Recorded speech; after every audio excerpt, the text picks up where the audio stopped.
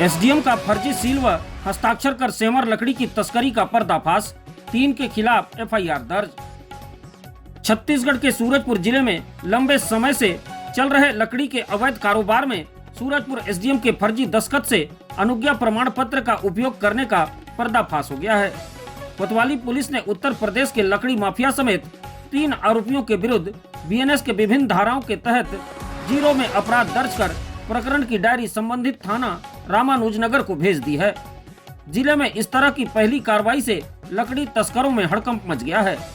आपको बता दें कि सूरजपुर जिले में यूकेलिप्टस पेड़ों की अवैध कटाई कर बड़े पैमाने पर लकड़ी का अवैध कारोबार तकरीबन 1 साल से उत्तर प्रदेश के लकड़ी माफिया कर रहे हैं। लकड़ी माफियाओं को राजनीतिक संरक्षण के भी आरोप लगते रहे हैं। यही वजह है कि लगातार खबरों के प्रकाशन के बावजूद इनके खिलाफ कार्रवाई नहीं हो पा रही थी।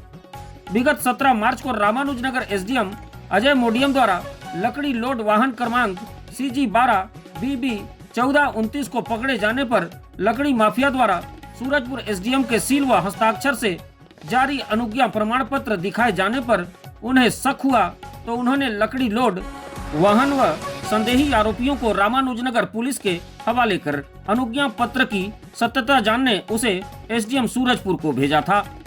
पुलिस ने वाहन को थाने में खड़ी कर संदेहियों को छोड़ दिया था।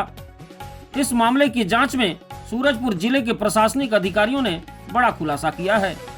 खुलासा तब हुआ जब लकड़ी तस्कर सूरजपुर एसडीएम का फर्जी हस्ताक्षर और सील लगाकर पेड़ कटाई का अनुज्ञा प्रमाण पत्र के माध्यम से लकड़ी की तस्करी कर रहे थे। मामले में सूरजपुर के एसडीएम शिवानी जायसवाल ने पुलिस में आवेदन देते हुए अपराध दर्ज करने का आदेश दिया, जिसके बाद पुलिस ने लकड़ी तस्कर आजम खान सहित 3 लोगों के खिलाफ आधा दर्जन धाराओं में एफआईआर दर्ज किया है। अनुविभागीय अधिकारी सूरजपुर शिवानी जायसवाल के दफ्तर में कार्यरत लिपिक विजय साहू ने एसडीएम के निर्देश के बाद लकड़ी माफिया आजम खान के विरुद्ध अपराध दर्ज कराया है।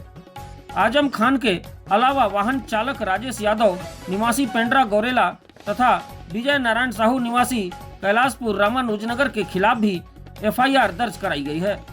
जानकारी के मुताबिक ट्रक में 15 टन सेमर का लकड़ी लोड कर उसे रायपुर के खरोरा स्थित प्लाईवुड फैक्ट्री में ले जाया जा रहा था, लेकिन रास्ते में रामानुजनगर क्षेत्र में जब ट्रक की जांच की गई तब इस मामले का खुलासा हुआ। वहीं लंबे समय से लकड़ी माफिया सूरजपुर जिले में अवैध तरीके से लकड़ी डिपो स्थापित कर लकड़ी की तस्करी कर रहे हैं।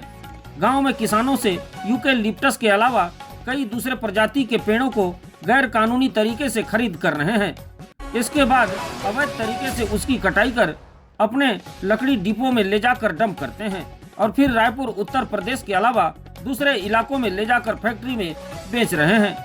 नीलगिरी की आड़ में कई इमारती लकड़ी तस्करी भी की जा रही है, लेकिन राजनीतिक संरक्षण के कारण वन विभाग और पुलिस प्रशासन के बड़े अधिकारी भी इस पूरे मामले में हाथ नहीं डाल रहे हैं। कभी कभार पुलिस के कुछ अधिकारी जिन्हें इस बात की जानकारी नहीं होती कि इस पूरे गैंग को राजनीतिक संरक्षण है, उनके द्वारा कार्रवाई शुरू की जाती है, तब बड़े नेताओं के फोन आने लगते हैं और फिर उन्हें कार्रवाई अधूरी छोड़नी पड़ती है। यही वजह है कि लकड़ी माफिया दिन दहाड़े खुलेआम फर्जी दस्तावेज के आधार पर पेड़ों की कटाई और उसकी ट्रांसपोर्टिंग कर रहे हैं।